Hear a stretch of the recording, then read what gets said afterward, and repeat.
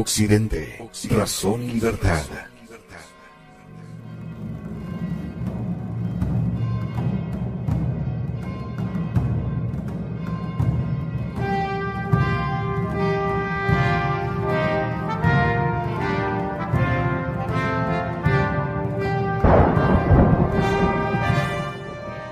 La Iglesia Católica ha hecho más que ninguna otra institución para dar forma a la civilización occidental.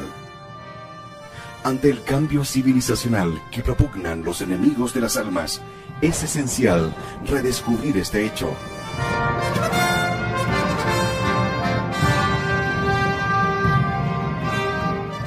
Porque Occidente es la civilización de la cristiandad. Defendamos la razón y la libertad, la justicia y la caridad. Occidente, razón y libertad.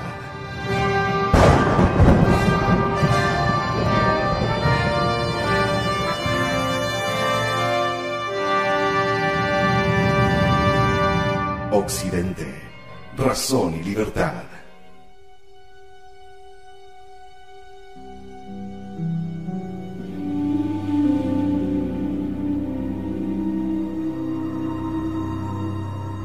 Hola, ¿cómo están? Bienvenidos a Radio Convicción.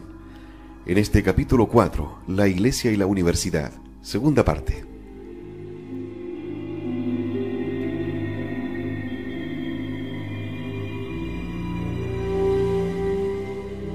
El período escolástico. Si la Edad Media hubiera sido, en verdad, un tiempo en el que los asuntos se resolvían por el mero recurso a la autoridad, este compromiso con el estudio de la lógica formal habría carecido de sentido. El ejercicio de la lógica revela, por el contrario, la existencia de una civilización decidida a comprender y a persuadir. A tal fin, los hombres educados deseaban formar universitarios capaces de detectar las falacias lógicas y de formular argumentos lógicamente sólidos. Este fue el período escolástico. Es difícil ofrecer una definición satisfactoria del escolasticismo válida para todos los pensadores a los que engloba.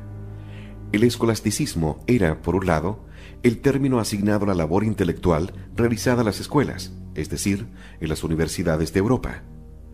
El término alude no tanto al contenido del pensamiento de estos intelectuales como al método que utilizaban. Los escolásticos se entregaban a la razón como herramienta indispensable para el estudio de la teología y la filosofía, y a la dialéctica, la justaposición de posiciones contrarias, seguida por la resolución del asunto en lisa mediante el recurso a la razón y la autoridad, como método más adecuado para abordar cuestiones de interés intelectual. A medida que esta tradición fue madurando, los tratados escolásticos empezaron a ceñirse a una pauta fija, que consistía en plantear una cuestión, exponer los argumentos contrarios, ofrecer la opinión del propio autor y dar respuesta a las objeciones. Es posible que el primer escolástico fuese San Anselmo, 1033 a 1109.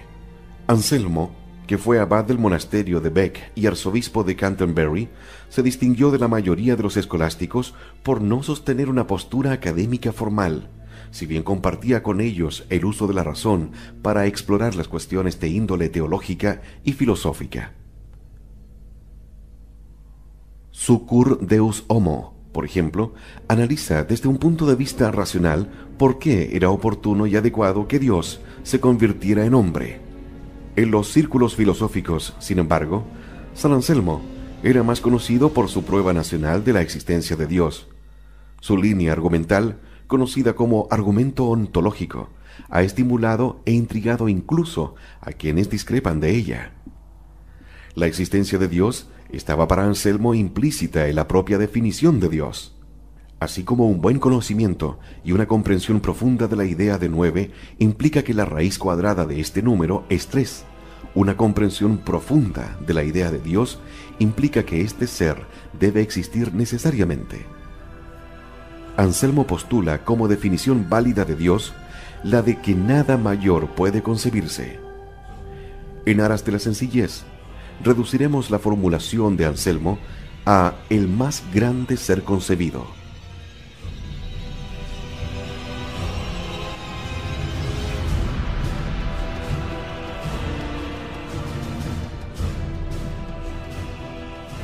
el más grande ser concebido ha de acumular toda la perfección.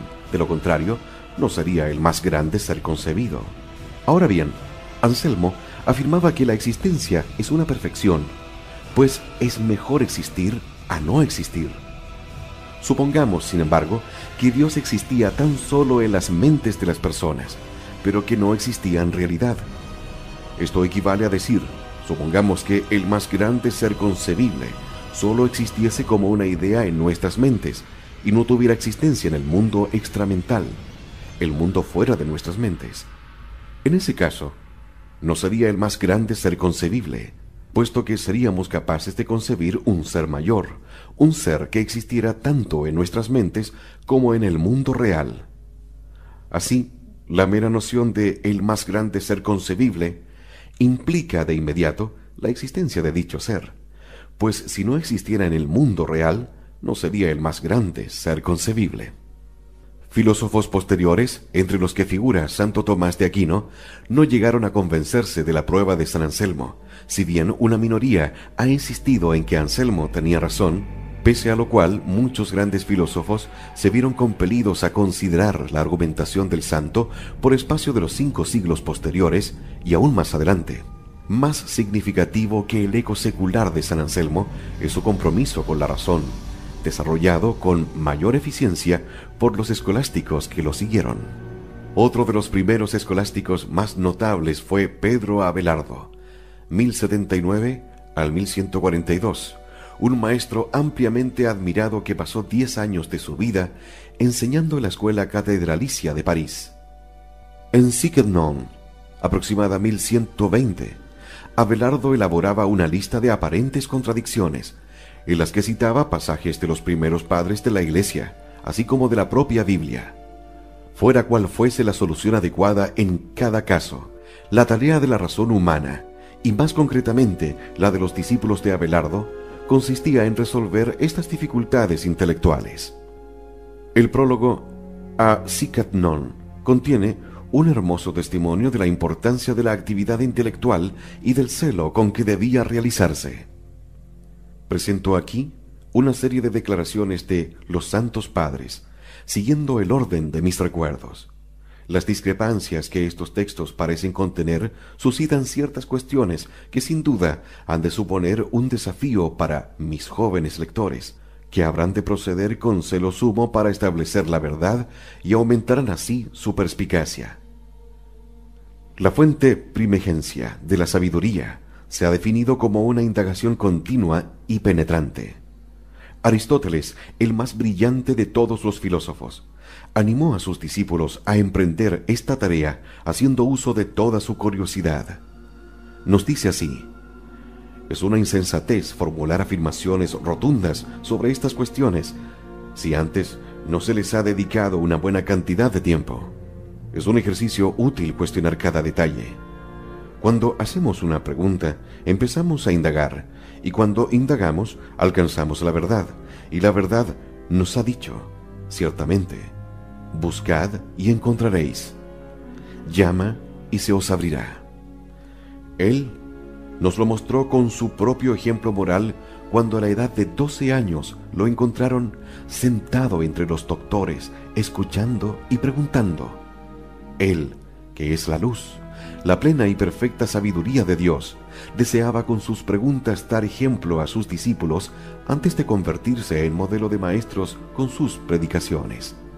Así, cuando aduzco pasajes de las Escrituras, es para incentivar y estimular a mis lectores a que indaguen en la verdad, y cuando mayor sea la autoridad de estos pasajes, más concienzuda ha de ser la indagación.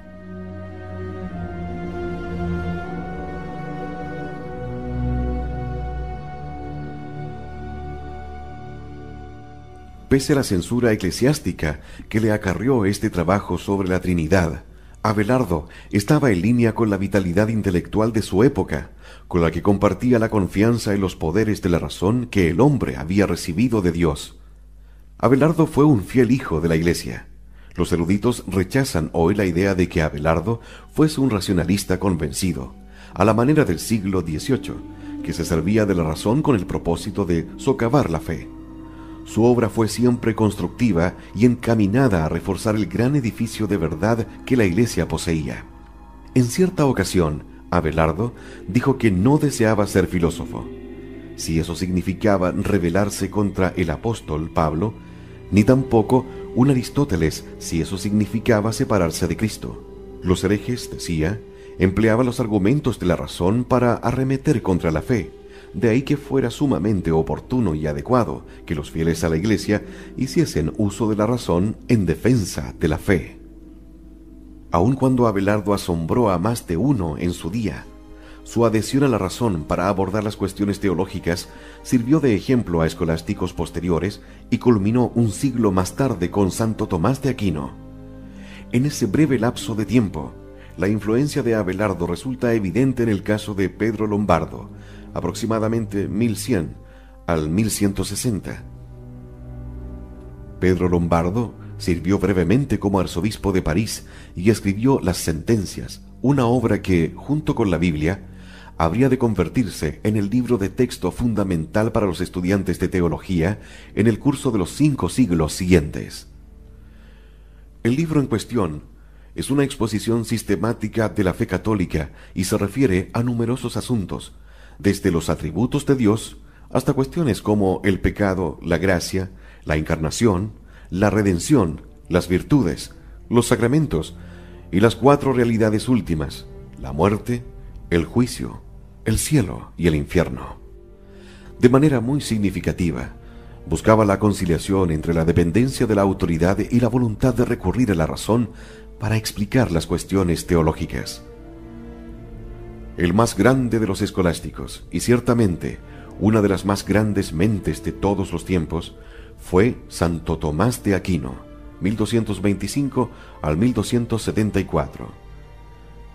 Su sobresaliente Summa Theologiae planteaba y respondía a millares de preguntas sobre teología y filosofía, desde la teología de los sacramentos a la justicia de la guerra, pasando por si debían criminalizarse los vicios. Santo Tomás afirmaba que no. Santo Tomás demostró que Aristóteles, a quien tanto él como muchos de sus contemporáneos consideraban el mejor pensador profano, podía armonizar perfectamente con las enseñanzas de la Iglesia. Los escolásticos discutieron sobre muchos e importantes problemas. Si bien en los casos de Anselmo y Aquino hemos preferido centrarnos en la existencia de Dios, acaso el ejemplo clásico de uso de la razón en defensa de la fe. La existencia de Dios se enmarcaba en la categoría de conocimientos que, a juicio de Santo Tomás, podían alcanzarse mediante la razón, además de la revelación divina. Ya hemos visto el argumento de Anselmo, el Aginate. Por su parte, desarrolló 5 maneras de demostrar la existencia de Dios en su Summa Theologiae, explayándose en su descripción en la Summa contra Gentiles.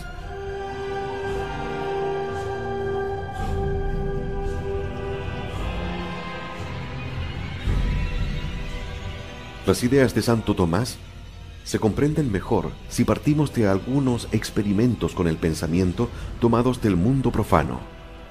Supongamos que queremos comprar un pavo. Llegamos a la tienda y vemos que debemos coger un número de orden. Sin embargo, cuando estamos a punto de coger un número, descubrimos que antes de coger número es preciso coger número. Y cuando estamos a punto de coger ese número, descubrimos que para ello es preciso coger otro número. Así, debemos coger un número para coger un número para coger un número que nos permita comprar un pavo. Supongamos ahora que la serie de números que debemos coger es infinita. Cada vez que estamos a punto de coger un número, descubrimos que para ello siempre es preciso coger un número anterior. En estas condiciones, jamás llegaremos al mostrador para comprar el pavo. Desde aquí y hasta el final de los tiempos, no haremos otra cosa que coger números. Si resulta que vemos pasar a alguien que acaba de comprar medio kilo de roast beef, comprenderemos de inmediato que la serie de números no es infinita. Ya hemos visto que si la serie fuera infinita, nadie lograría jamás llegar hasta el mostrador. Sin embargo, la persona que lleva el roast beef lo ha conseguido de algún modo. Por lo tanto, la serie no puede ser infinita. Consideremos otro ejemplo. Imaginemos que queremos matricularnos para asistir a un curso en la universidad, para lo cual vamos a hablar con el secretario, el señor González. El señor González nos explica que para matricularse en ese determinado curso es preciso dirigirse al señor Pérez. El señor Pérez, a su vez, nos remite al señor García. El señor García nos deriva al señor López. Si esta serie fuese infinita, si siempre fuera necesario hablar con otra persona antes de poder matricularse, es evidente que jamás llegaríamos a formalizar la matrícula. Estos ejemplos pueden parecer muy alejados de la cuestión de la existencia de Dios, pero no lo están. La prueba de Santo Tomás es en cierto modo análoga a ambos. Santo Tomás parte de la idea de que todo efecto requiere una causa, y que en el mundo físico no existe nada que sea la causa de su propia existencia. Esto se conoce como principio de razón suficiente. Cuando, por ejemplo, encontramos una mesa, sabemos perfectamente que su existencia no es espontánea. Su existencia se debe a algo, el carpintero que la ha construido y la disponibilidad de materias primas. La existencia de Z se debe a alguna causa Y, pero resulta que Y, que no puede existir por sí misma, también necesita una causa. Y debe su existencia a la causa X. Pero, ¿a quién le debe X su existencia? X debe su existencia a la causa W. Al igual que los ejemplos de la compra del pavo y la matrícula en la universidad, nos enfrentamos aquí con las dificultades que plantea una serie infinita. En este caso, el problema es el siguiente. Cada causa de un efecto dado requiere a su vez de una causa para dar cuenta de su existencia. Esta causa requiere a su vez una causa y así sucesivamente. Si la serie a la que nos enfrentamos es infinita, puesto que cada causa precisa una causa anterior, nada habría podido llegar a existir jamás. Santo Tomás explica que, por lo tanto, debe existir una causa sin causa, una causa que no precise de ninguna causa. Esta causa primera, afirma Santo Tomás, es Dios. Dios es el único ser cuya existencia es parte de su misma esencia. Ningún ser humano debe existir necesariamente. Siempre pasó algún tiempo antes de que cada uno de nosotros llegase a existir, y el mundo seguirá existiendo cuando cada uno de nosotros haya perecido.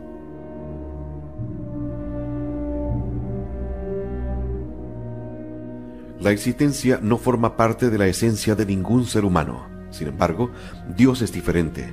Él no puede no existir, y Él no depende de nada anterior a sí mismo para explicar su existencia. La vida de las primeras universidades se caracterizaba por este tipo de rigor filosófico. A nadie sorprende que los papas y otros hombres de la Iglesia situaran las universidades entre las mayores joyas de la civilización cristiana. La Universidad de París se conocía como la Nueva Atenas, una designación que evoca las ambiciones del gran Alcuino en el período carolingio, varios siglos atrás, quien con su esfuerzo docente se proponía establecer una nueva Atenas en el reino de los francos. El Papa Inocencio IV, 1243 al 1254, describía las universidades como ríos de ciencia que riegan y fertilizan la tierra de la Iglesia Universal, y el Papa Alejandro IV, 1254-1261, las llamaba lámparas que iluminan la casa de Dios. El crecimiento y el éxito del sistema universitario no pueden separarse del apoyo papal. Gracias a la constante intervención del papado, escribe el historiador Henry Daniel Robs, la educación superior pudo ampliar sus fronteras. La Iglesia fue ciertamente la matriz que produjo la universidad, el nido a partir del cual emprendió el vuelo. Es un hecho contrastado que una de las principales aportaciones de la Edad Media a la ciencia moderna fue la libertad de investigación en el mundo universitario, donde los académicos podían debatir y discutir problemas sobre los cimientos de la razón humana. En contra de la imagen groseramente inexacta de la Edad Media que hoy pasa como conocimiento adquirido, el esfuerzo de los intelectuales medievales resultó decisivo para la civilización occidental.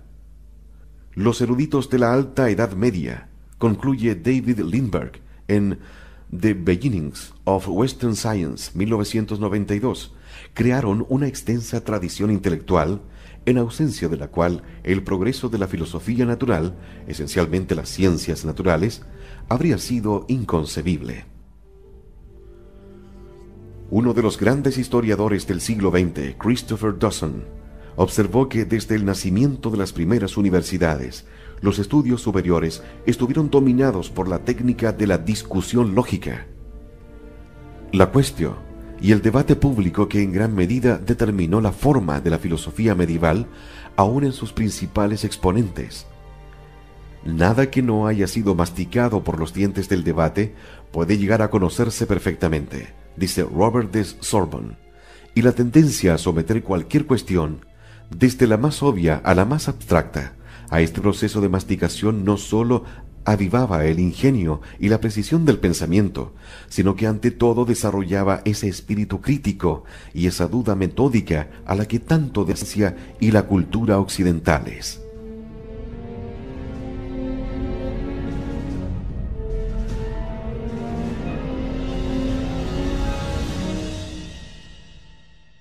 El historiador de la ciencia Edward Grant coincide con este juicio.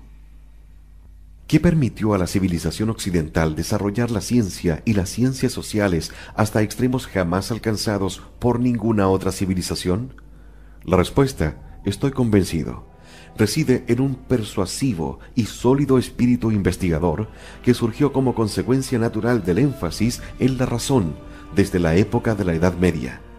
La razón, con la salvedad de las verdades reveladas, se entronizó en las universidades medievales como árbitro definitivo en la mayoría de los debates y controversias intelectuales.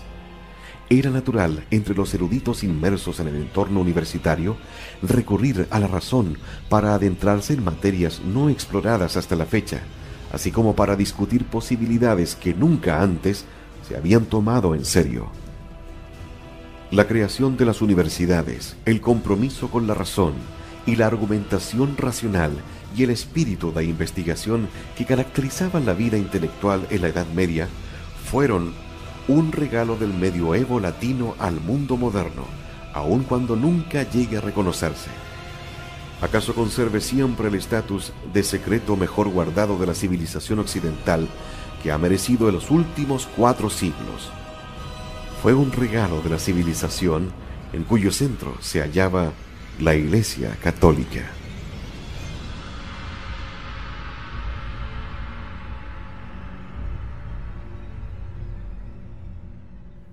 Nos volvemos a encontrar en un próximo capítulo, aquí en Convicción Radio. Muchas gracias por su sintonía.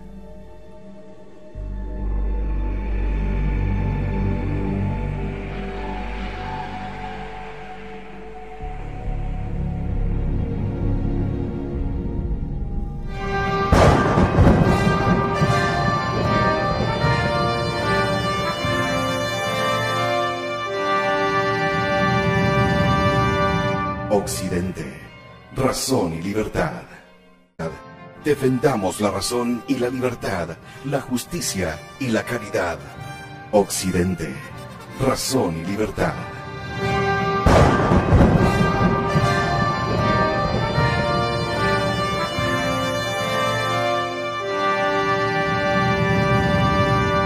Occidente, razón y libertad.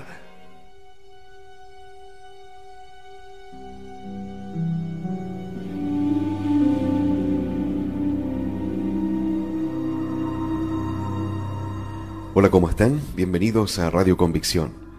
En este capítulo 4, la Iglesia y la Universidad, segunda parte.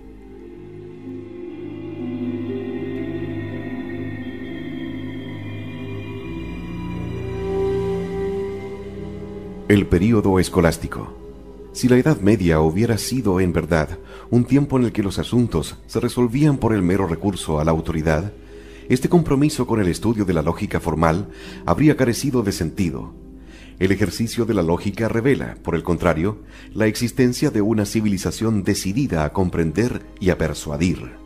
A tal fin, Los hombres educados deseaban formar universitarios capaces de detectar las falacias lógicas y de formular argumentos lógicamente sólidos. Este fue el período escolástico. Es difícil ofrecer una definición satisfactoria del escolasticismo válida para todos los pensadores a los que engloba. El escolasticismo era, por un lado, el término asignado a la labor intelectual realizada en las escuelas, es decir, en las universidades de Europa. El término alude no tanto al contenido del pensamiento de estos intelectuales como al método que utilizaban.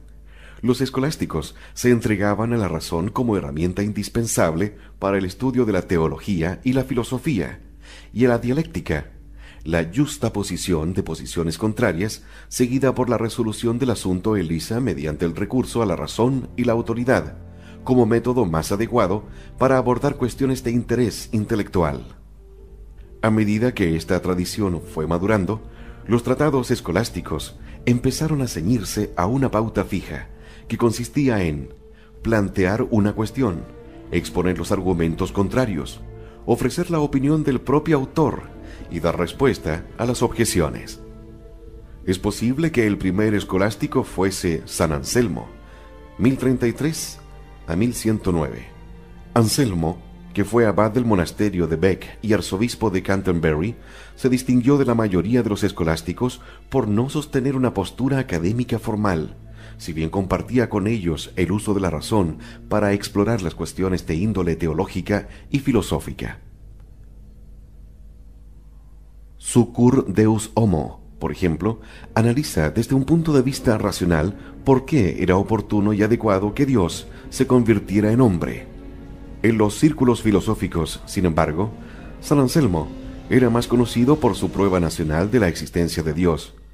Su línea argumental, conocida como argumento ontológico, ha estimulado Occidente, razón y libertad.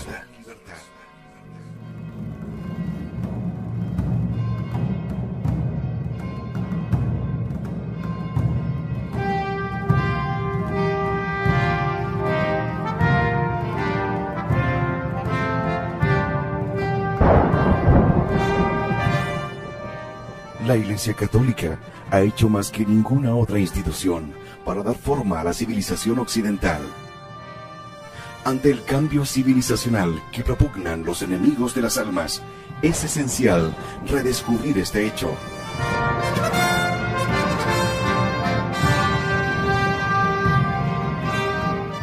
Porque Occidente es la civilización de la cristiandad.